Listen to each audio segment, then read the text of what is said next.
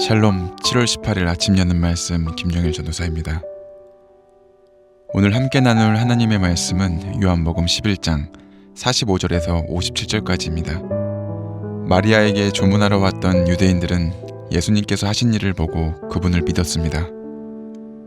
그러나 그들 중 어떤 유대인들은 바리새인들에게 가서 예수님께서 하신 일을 일러 바쳤습니다. 그러자 대제사장들과 바리새인들은 산헤드린을 열어 의견을 물었습니다. 어떻게 하면 좋겠습니까? 이 사람은 많은 표적을 행하고 있습니다. 만일 우리가 이 사람이 하는 대로 계속 내버려 둔다면 모든 사람이 그를 믿을 것입니다.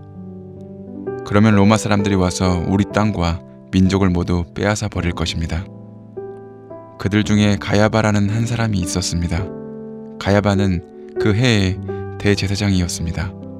가야바가 이렇게 말했습니다. 여러분들은 아무것도 모르시는군요. 민족 전체가 멸망당하는 것보다 한 사람이 백성을 위하여 죽는 것이 더 낫다는 사실을 깨닫지 못하십니까? 이 말은 가야바가 스스로 한 말이 아니었습니다. 그는 그 해의 대제사장이었으므로 예수님께서 유대 민족을 위해 죽게 될 것을 예언한 것이었습니다. 가야바는 예수님께서 유대 민족만이 아니라 사방에 흩어져 있는 하나님의 자녀들을 하나로 만들기 위해 죽으실 것을 예언한 것입니다. 그날 이후 유대의 지도자들은 예수님을 죽일 계획을 세우기 시작했습니다. 예수님께서는 더 이상 유대인들이 있는 곳에 공공연히 다니지 않으셨습니다. 예수님께서는 그곳을 떠나 광야 근처에 있는 에브라임이라는 마을로 가서 제자들과 함께 거기서 지내셨습니다. 유대인의 명절인 유월절이 가까이 다가왔습니다. 유월절이 되기도 전에 많은 사람들이 자신을 깨끗하게 하기 위해 시골에서 예루살렘으로 올라왔습니다. 사람들은 부지런히 예수님을 찾았습니다. 그들은 성전뜰에 서서 서로 물었습니다. 당신들 생각은 어떻소? 그분이 명절에 안 오지는 않겠지요?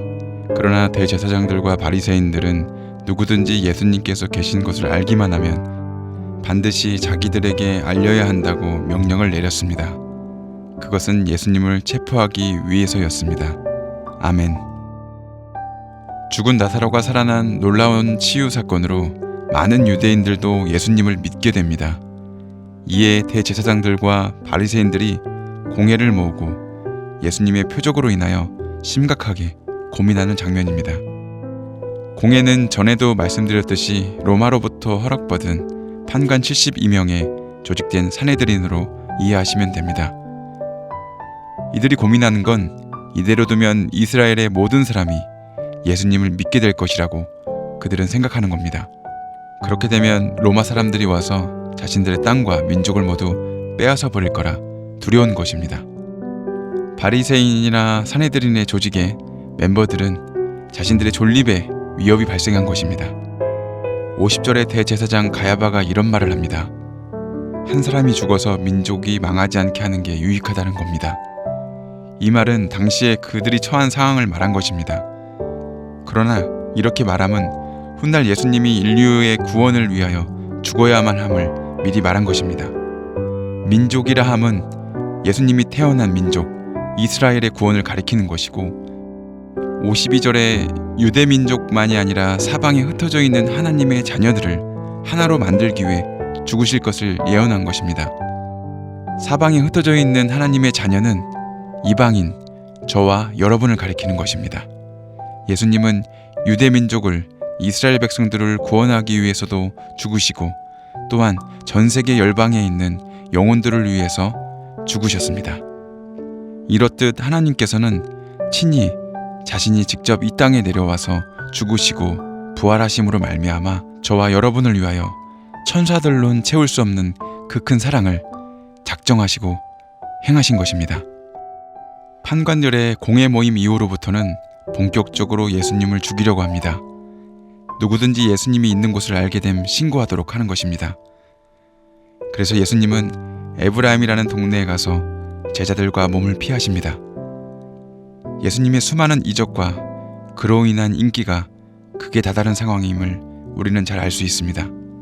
내일이면 외부 귀빈들을 모시고 더 위드처치 첫 창립 예배를 드립니다.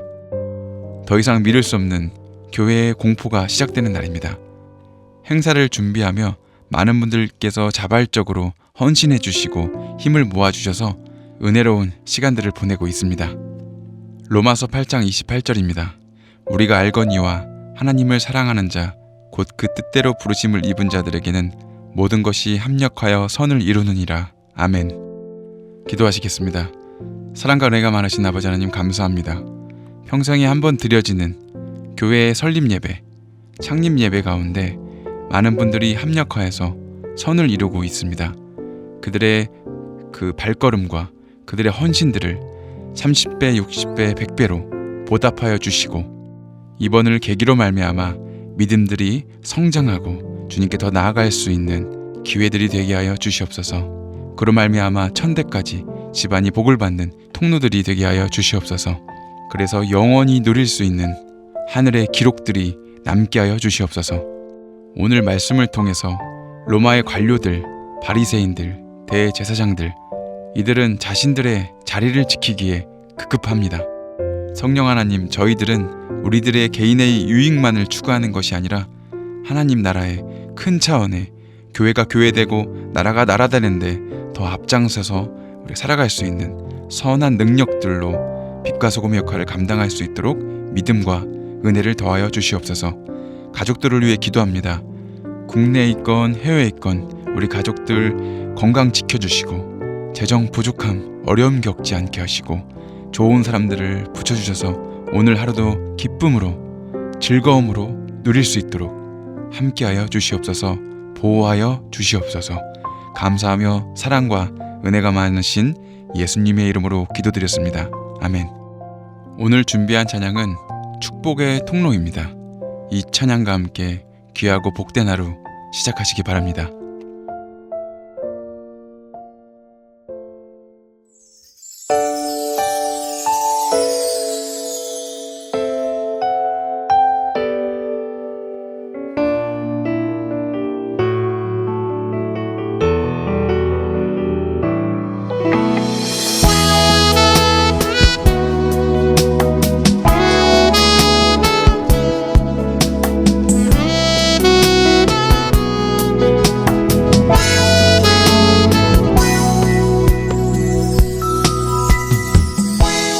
당신은 하나님의